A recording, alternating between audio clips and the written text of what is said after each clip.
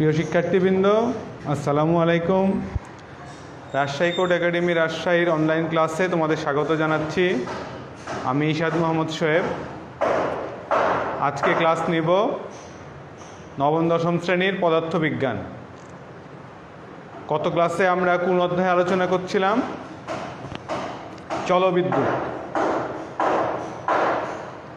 নবম শ্রেণীর যারা শিক্ষার্থী আছো তাদের হয়তো এই অধ্যায়টা রিভাইজ সিলেবাসে নাই, কারণ দশম শ্রেণীতে তোমরা এই অধ্যায়টা আবার পড়তে পারবা। আমরা আশা করছি আগামী বছর এই যে করোনা মহামারী চলছে, এই পরিস্থিতির উন্নতি হলে সরকার স্কুল কলেজ যখন খুলে দিবে তখন সরাসরি যারা নবম শ্রেণীর শিক্ষার্থী আছো তাদেরকে এই পরের অধ্যায়গুলা, দশম অধ্যায়ের পরের অধ্যায়গুলা আমরা আবার পড়াতে পারবো নবম শ্রেণীর শিক্ষার্থীদের।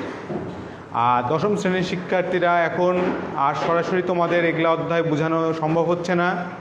অনলাইন ক্লাসের মাধ্যমে তোমরা এগুলা বুঝে নাও, ঠিক আছে? তোমরা এগুলা বাসায় অনলাইন ক্লাস দেখে বাসায় ভালোভাবে পড়াশোনা করে তোমাদের এসএসসি পরীক্ষার প্রিপারেশন নাও, কারণ এসএসসি পরীক্ষা আশা করি হবে। সরকার যখন সময় দিবে তখন এসএসসি পরীক্ষা শুরু হবে। তাহলে দশম শ্রেণী নবম শ্রেণী উভয় শ্রেণীর শিক্ষার্থীর জন্য এই অধ্যায় গুরুত্বপূর্ণ। আর নবম শ্রেণী যারা আছে তাদের তো অ্যাসাইনমেন্ট দেওয়া আছে, তারা অ্যাসাইনমেন্ট করছো এবং স্কুলে এসে অ্যাসাইনমেন্ট জমা দিয়ে যাচ্ছ। প্রয়োজনে যেহেতু তোমরা বের হচ্ছ, তাহলে সুতরাং সবাই মাস্ক পরে স্কুলে এসে অ্যাসাইনমেন্টগুলো জমা দিয়ে যাবা এবং পরের অ্যাসাইনমেন্টটা সংগ্রহ করে নিয়ে যাবা। তো আমরা পড়ছিলাম হলো অধ্যায় একাদশ জলবিদ্যুৎ। এখানে আমি ওহমের সূত্র আলোচনা করেছিলাম। ওহমের সূত্রটা কী ছিল? যে তাপমাত্রা স্থির থাকলে কোনো পরিবাহকের দুই প্রান্তের বিভব পার্থক্য তড়িৎ প্রবাহের সমানুপাতিক। এরকম একটা রাশি পেয়েছিলাম, ভি সমান আই আর। তাহলে আই সমান সমান ভি বাই আর। তারপর তোমাদেরকে সার্কিটের বিভিন্ন চিহ্ন দেখিয়েছিলাম, কোনটা দ্বারা কী প্রকাশ করা হয় এবং সার্কিট কিভাবে গঠন করা হয় গত ক্লাসের শেষের দিকে।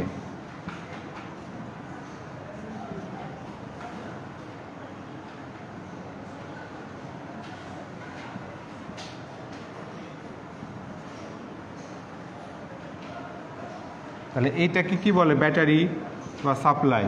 এগুলাকে কি বলে? রোধ, তাই না? রোধের মান আমরা দিতে পারি, অথবা R1 R2।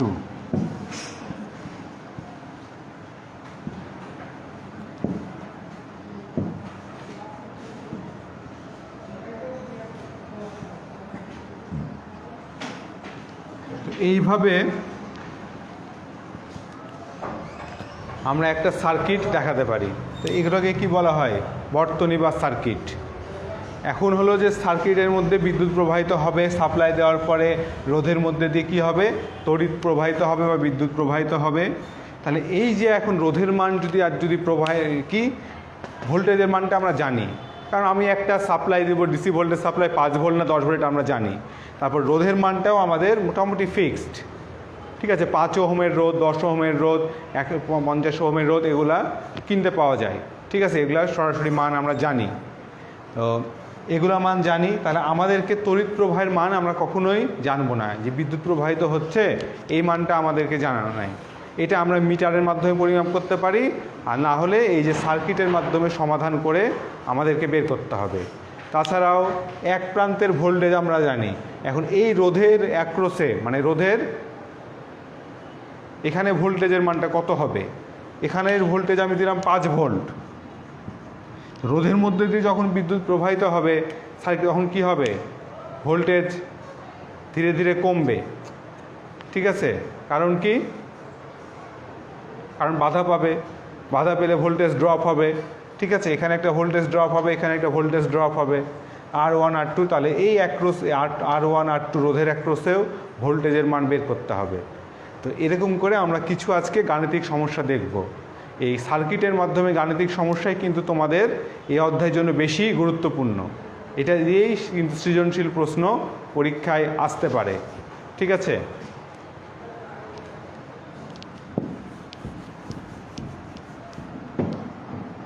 তাহলে আমি আগে সার্কিটটা তুলে নিই। এগুলো তোমাদের বইয়ে দেওয়া আছে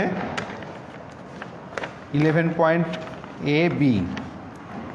তাহলে চিত্রর আগে আঁকাই আমি।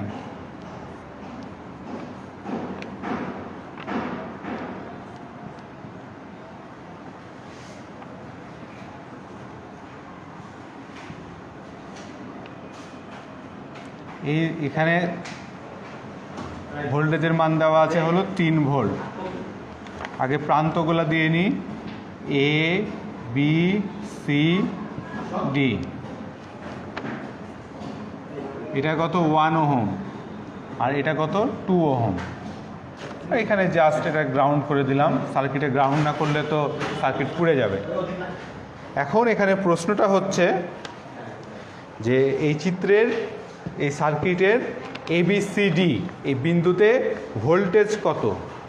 ঠিক আছে, ABCD 4টা বিন্দুতে ভোল্টেজের মান কত, এটা আমাদেরকে বের করতে হবে। তাহলে প্রশ্নটা কি, ABCD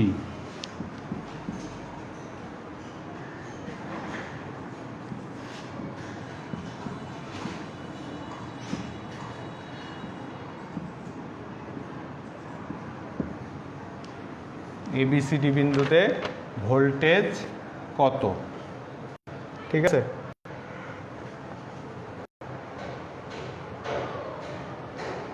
তাহলে সমাধানটা আমরা এখন শুরু করি।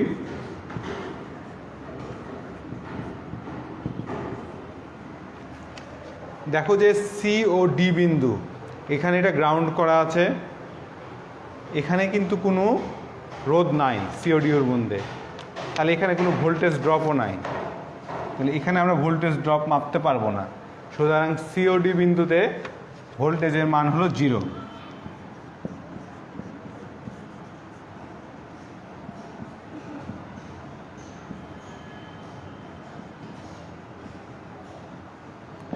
তাহলে দুইটা বিন্দুর ভোল্টেজ আমরা পেয়ে গেলাম।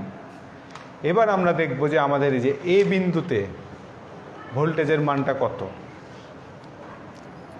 তাহলে আগে আমাদেরকে এইখানে বিদ্যুৎ প্রবাহটা কোন দিক দিয়ে হয়, ধনাত্মক দিক থেকে ঋণাত্মক দিক দিয়ে। এটা পজিটিভ, এটা নেগেটিভ ব্যাটারির। তাহলে বিদ্যুৎ প্রবাহ হবে হলো ধনাত্মক থেকে ঋণাত্মক দিকে, পজিটিভ থেকে নেগেটিভের দিকে, এই দিক দিয়ে এভাবে বিদ্যুৎ প্রবাহিত হবে। তোমরা কিন্তু বিদ্যুৎ প্রবাহের চিহ্ন ভুল করো, ভুল করা যাবে না। আচ্ছা, তাহলে এ ও বি বিন্দুর মধ্যে বিদ্যুৎ প্রবাহের মানটা আগে বের করে নিই, তারপর ভোল্টেজ ড্রপটা বের করব। এ ও বি বিন্দুতে বিদ্যুৎ প্রবাহ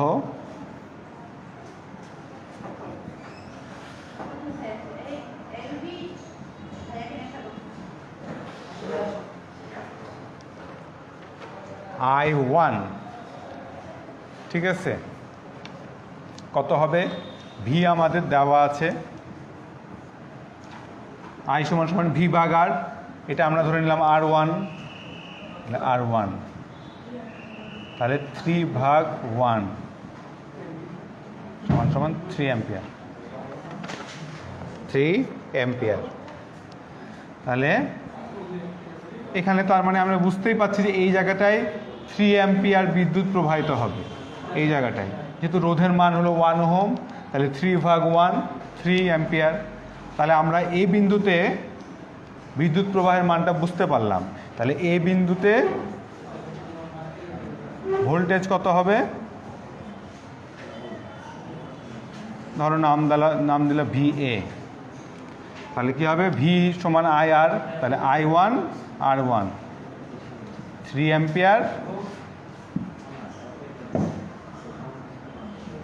ইন্টু 1 সমান সমান 3 ভোল্ট, সমান সমান 3 ভোল্ট। দেখো যে এ আর ডি বিন্দুর কিন্তু ভোল্টেজ যেটা হবে সে দুটার যোগফল এটা সমান হবে।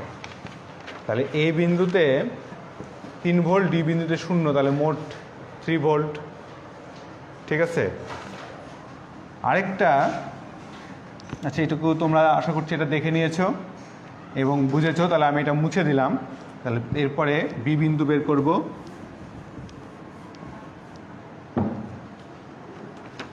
বি বিন্দুতে ভোল্টেজ তাহলে বের করতে হলে বি ও সি বিন্দু নিতে হবে, তাই না? তাহলে বি ও সি বিন্দুতে কত হবে? তাহলে আগে বি বিন্দুতে বিদ্যুৎ প্রবাহের মানটা আমরা বের করে নিই।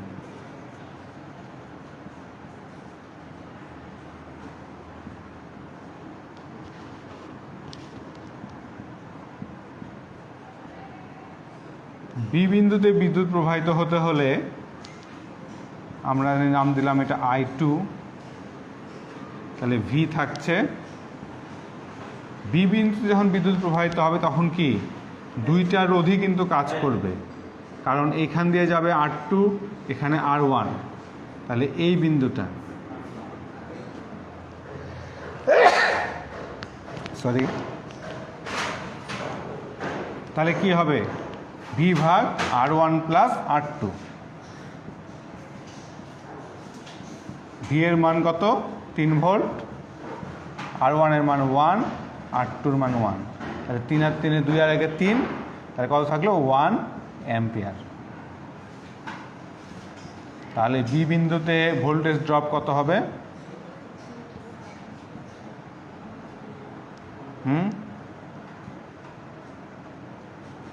R2 ইন্টু I2, 1 ইন্টু 2 সমান সমান 2 ভোল্ট।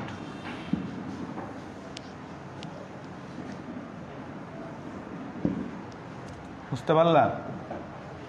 তার মানে এই বিন্দুতে বিদ্যুৎ প্রবাহ যখন হচ্ছে তখন আমাদের একটা রোধ কাজ করবে শুধু 1 ওহমের। বি বিন্দুতে যখন করবে বি ও সি বিন্দুর মধ্যে, তখন কিন্তু আমাদের দুইটা রোধই আমাদের নিতে হবে। এবং এই যে এই বিন্দুটাতে এটার রোধ বের করার জন্য আরও কিছু সূত্র আছে যেগুলো কারশফ ল বলে, ঠিক আছে? সেই সূত্রগুলো অ্যাপ্লাই করলে তোমরা এই সূত্রটা বুঝতে পারতা যে ভি সমান R1 প্লাস R2 কেন হলো। কিন্তু তোমাদের যেহেতু ওই সূত্র নিয়ে আলোচনা এখানে হয়নি, এটা তোমরা পরবর্তী শ্রেণীতে এটা ধারণা পাবা, একাদশ দ্বাদশ শ্রেণীতে যখন পড়বা পদার্থবিজ্ঞান, তখন এগুলো আসবে। তো এখন এইটুকু জানা রাখা দরকার যে এখানে দুইটা রোধই আমাদের নিতে হবে এবং বি বিন্দুতে ভোল্টেজ প্রবাহের মানটা হবে হলো, ভোল্টেজটা কত হবে? 2 ভোল্ট। তাহলে আমাদের অ্যান্সার কী হলো?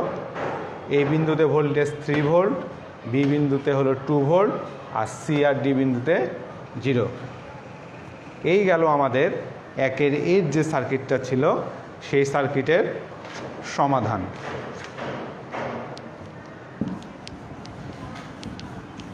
এর পরের সার্কিটটা, আরেকটা সার্কিট আমি দেখাবো। 1-এর বি এ যে সার্কিটটা ছিল তোমাদের বইয়ের হলো 1109B।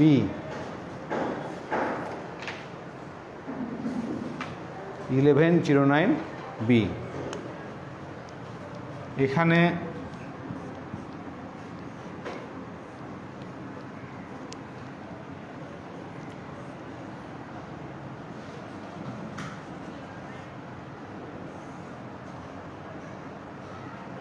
আরেকটা রোধ আছে,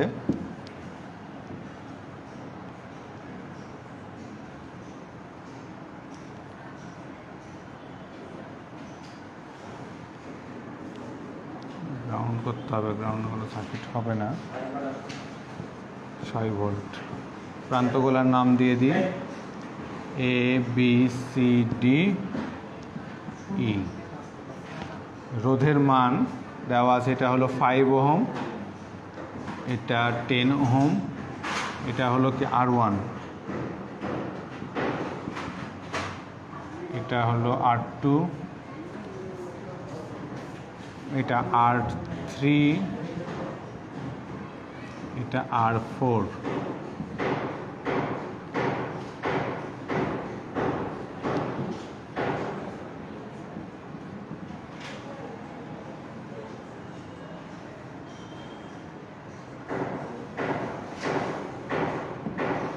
তাহলে বিদ্যুৎ প্রবাহ কিভাবে হবে? এদিক দিয়ে হবে, এদিকেও কিন্তু বিদ্যুৎ প্রবাহ যাবে, ওখানে একটা প্রান্ত আছে, ঠিক আছে? তাহলে এখানেও একইভাবে সব বিন্দুগুলোতে আমাদের বিদ্যুৎ প্রবাহের মান বের করতে হবে। তো ডি বিন্দুর এখানে কোনো নাই, রোধ নাই, এখানে শুধুমাত্র ডি বিন্দুতে ভোল্টেজ ড্রপটা হবে হলো 0, আর এ বিন্দুতে যেহেতু এখানে 6 ভোল্ট আছে, এই বিন্দুতে ভোল্টেজ হবে হলো 6 ভোল্ট। তাহলে এই দুটো আমরা লিখে নিই। আমাদের প্রশ্ন হলো A B C D E বিন্দুতে ভোল্টেজ কত। তাহলে আমরা সমাধান শুরু করি। তাহলে ডি বিন্দুতে হলো ভোল্টেজ 0,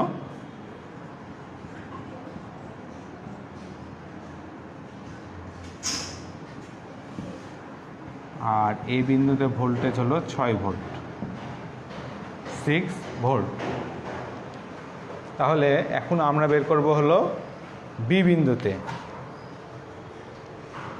বি বিন্দুতে কত আসে। তাহলে এ আর বি বিন্দুর মধ্যে আগে আমি তড়িৎ প্রবাহের মানটা বের করে নিই।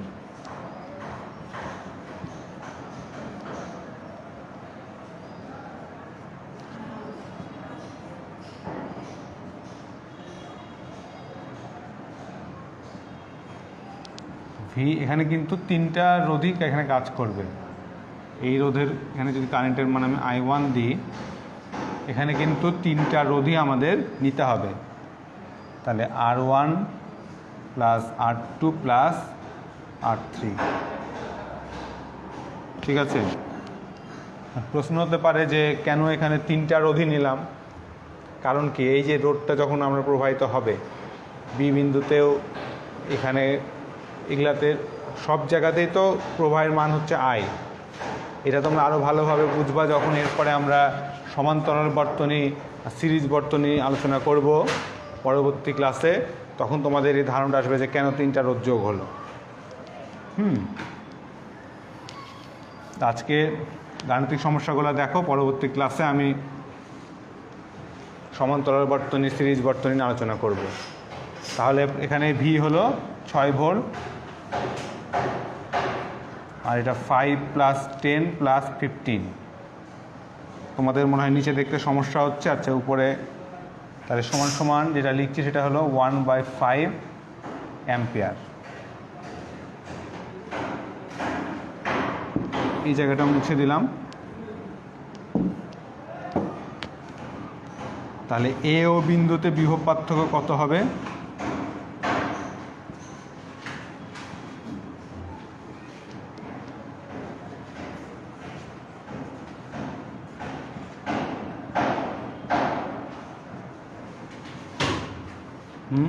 যদি আমি এটা V1 দিই, তাহলে I কত, I1, এটা R1, I1 কত 1/5, R1 5, তাহলে 1 ভোল্ট। এ ও বি বিন্দুর মধ্যে 1 ভোল্ট পেলাম, তাহলে বি বিন্দুতে কত হবে। বি বিন্দুতে হবে হলো এই যে 1 ভোল্ট কম হবে, ভোল্টেজ ড্রপ 1 ভোল্ট হয়ে গেছে। এখানে ছিল 6 ভোল্ট, তাহলে 6 বিয়োগ 1 সমান সমান 5 ভোল্ট। তাহলে বি বিন্দুতে যেটা ভোল্টেজ হবে, ই বিন্দুতেও একই ভোল্টেজ পাওয়া যাবে, ঠিক আছে। ই বিন্দুতেও ভোল্টেজ হবে হলো 5 ভোল্ট। এখানে রোডটা তেমন কাজ করবে না, ই বিন্দুতে ভোল্টেজ ড্রপ হবে হলো 5 ভোল্ট। আর আরেকটা বিন্দু কি থাকলো, তাহলে আমরা এ পেলাম 6 ভোল্ট, ডি পেলাম 0, বি পেলাম আমরা 5 ভোল্ট, ই পেলাম 5 ভোল্ট। তাহলে আমাদের বাকি থাকলো শুধু কি, সি বিন্দু। সি বিন্দু একইভাবে সহজভাবে আমরা করতে পারি। আগে সি বিন্দুর এখানেই বসিয়ে দিই।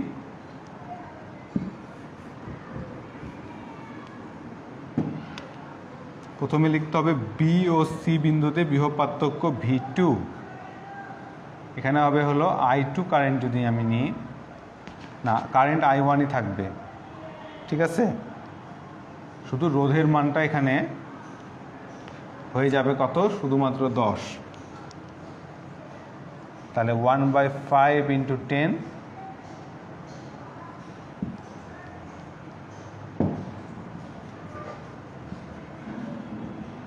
সমান 2 ভোল্ট।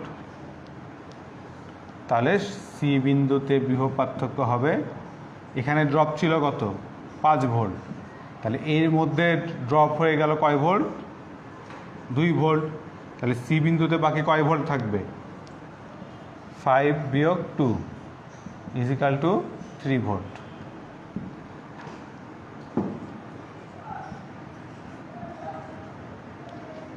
এই তাহলে আমরা এখন এই যে পেয়ে গেলাম আমাদের সি বিন্দুতে ভোল্টেজ ড্রপ। সি বিন্দুর ভোল্টেজ কত হচ্ছে, 3 ভোল্ট। তাহলে প্রথমে আমরা দেখলাম যে ডি বিন্দুতে ভোল্টেজ হলো 0, এ বিন্দুতে ভোল্টেজে 6 ভোল্ট, এটা পাওয়া গেল। এরপরে বি ও সি বিন্দুর মধ্যে আমরা তড়িৎ প্রবাহের মানটা বের করে নিলাম, ভি ভাগ R1 + R2 + R3 1/5 অ্যাম্পিয়ার। ঠিক আছে, তাহলে বি ও এ ও বি বিন্দুর মধ্যে তাহলে বিভব পার্থক্য কত, আমরা পেলাম 1 ভোল্ট। তাহলে এখানে যদি 6 ভোল্ট হয় তাহলে এখানে 1 ভোল্ট ড্রপ হয়ে যাচ্ছে, তাহলে বি বিন্দুতে পাওয়া যাবে 5 ভোল্ট। একইভাবে ই বিন্দুতে পাওয়া যাবে 5 ভোল্ট। আর বি ও সি বিন্দুর মধ্যে আমরা পেয়ে গেলাম হলো ভোল্টেজ ড্রপ পেয়ে গেলাম হলো 2 ভোল্ট। ঠিক আছে, তাহলে এখানে ড্রপ হলো মোট 5 ভোল্ট, তাহলে 2 ভোল্ট ড্রপ হয়ে গেল। বি বিন্দুতে 5 ভোল্ট, 2 ভোল্ট কমে গেল। ঠিক আছে, তাহলে থাকলো কয় ভোল্ট, আর 3 ভোল্ট। তাহলে সি বিন্দুর ভোল্টেজ হলো 3 ভোল্ট। একটু কঠিন লাগছে হয়তো তোমাদের অঙ্কগুলা, অনুশীলনীতেও এরকম একটা অঙ্ক আছে, এগুলো তোমরা সমাধান করবা, চেষ্টা করবা, তাহলে দেখবা যে সহজ লাগছে। ঠিক আছে, একটু কঠিন লাগবে সার্কিট সমাধান করতে, শিখতে তো হবে।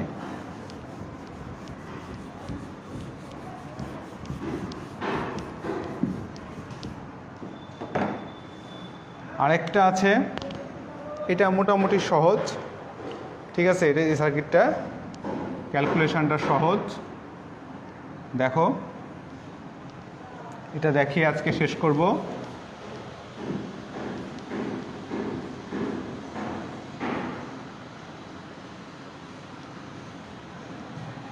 এটা কিন্তু সমান্তরাল বর্তনী। ঠিক আছে, এটা আমরা পরবর্তী ক্লাসে দেখব।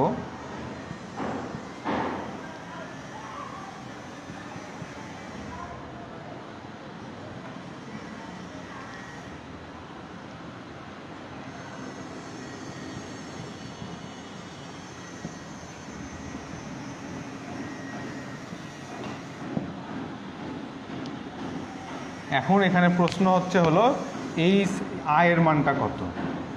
এখানে কিন্তু আর ভোল্টেজ ড্রপ চাইনি, তড়িৎ প্রবাহের মান কত এই বর্তনীতে। তো যখন তড়িৎ প্রবাহ তো এখান থেকে শুরু হলো, তখন টোটাল কারেন্ট এখানে আই ছিল, কিন্তু এইখানে যখন যাচ্ছে তখন কি তড়িৎ প্রবাহের মান আলাদা আলাদা হয়ে যাবে। অর্থাৎ এর মধ্যে দিয়ে প্রবাহিত তড়িৎ প্রবাহের মান হবে I1 এবং সি এর মধ্যে দিয়ে তড়িৎ প্রবাহের মান হবে হলো I2। ঠিক আছে, তাহলে প্রথমে আমরা এই বর্তনী থেকে, এটা কিন্তু একটা বর্তনী এ বি, ধরো নাম দিলাম এখানে সিডি, আর এটা ই। ঠিক আছে, তাহলে এ বি সি ডি এই বর্তনীতে I1 এর মানটা কত হবে, সহজে আমরা জানি I সমান এটা ভি ভাগ R1। তাহলে ভি হলো 2, এটা হলো 3, তাহলে 2/3 অ্যাম্পিয়ার। I2 এর মানটা কত হবে, ভি ভাগ R2। ভি হলো কত 2, আর হলো 6, তাহলে 1/3 অ্যাম্পিয়ার। I1 I2 পেয়ে গেলাম। এখন তাহলে মোট তড়িৎ প্রবাহ মানে I কত হবে, I1 + I2।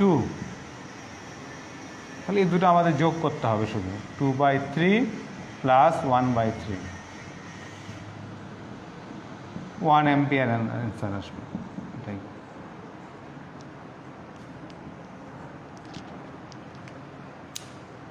ঠিক আছে, এটা মোটামুটি সহজ।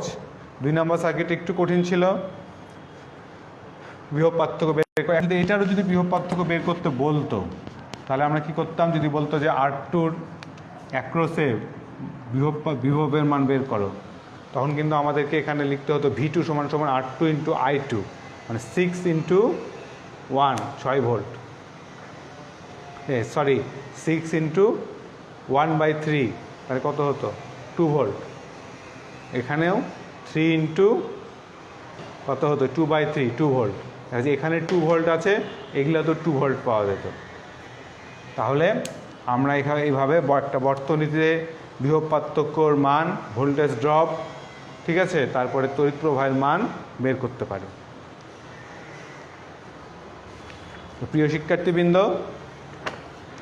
আজকে তোমরা সার্কিটগুলো দেখলা, আর তুল্য রোধ, শ্রেণী বর্তনী, সমান্তরাল বর্তনী, এগুলো তোমাদের ভালো লাগবে। এগুলো আমরা পরবর্তী ক্লাসে আলোচনা করব। আজকের ক্লাস হয়তো তোমাদের একটু কঠিন লেগেছে, তো তোমরা হলো বাড়ির কাজ যদিও তোমাদেরকে দেওয়া যাবে না, কিন্তু কিছু তো করতে হবে, তাই না? তোমরা অ্যাসাইনমেন্টগুলো করবা, সাথে নবম শ্রেণীর শিক্ষার্থী যারা আছো তাদের তো এখন এটা লাগছে না, সুতরাং তাদের করার দরকার নাই, তাদেরকে তো বাড়ির কাজ দেওয়া যাবে না। কিন্তু দশম শ্রেণীর শিক্ষার্থী আছে, তাদেরকে তো এটা করতে হবে এবং শিখতে হবে। তারা এই যে গাণিতিক প্রশ্নর যে 2 নম্বর প্রশ্নটা আছে, ঠিক আছে, যে তোমার বন্ধু একটি পুরু ন্যায়ক্রমে তার দিয়ে এত মিটার বর্গের একটি রেজিস্টার, তো তুমি এত তোমার বন্ধুর মান কত, মান কত। আচ্ছা, এখানে দুটো সার্কিট দেওয়া আছে এবং এই সার্কিটের অনুসারে এখানে 3টা প্রশ্ন দেওয়া আছে, 3, 4, 5, ঠিক আছে। এই 3, 4 গাণিতিক সমস্যা, এটা কিন্তু শুধুমাত্র ক্লাস 10-এর শিক্ষার্থী যারা আছো, সায়েন্স অবশ্যই তারা করবা। নবম শ্রেণীর কিন্তু করার প্রয়োজন নাই, তাদের এখন এই অধ্যায় নাই, আর তারা অ্যাসাইনমেন্ট নিয়ে তোমরা ব্যস্ত আছো। সুতরাং দশম শ্রেণী যারা আছো তারা ক্লাস 10, এটা তারা হোমওয়ার্ক করবা হলো গাণিতিক সমস্যা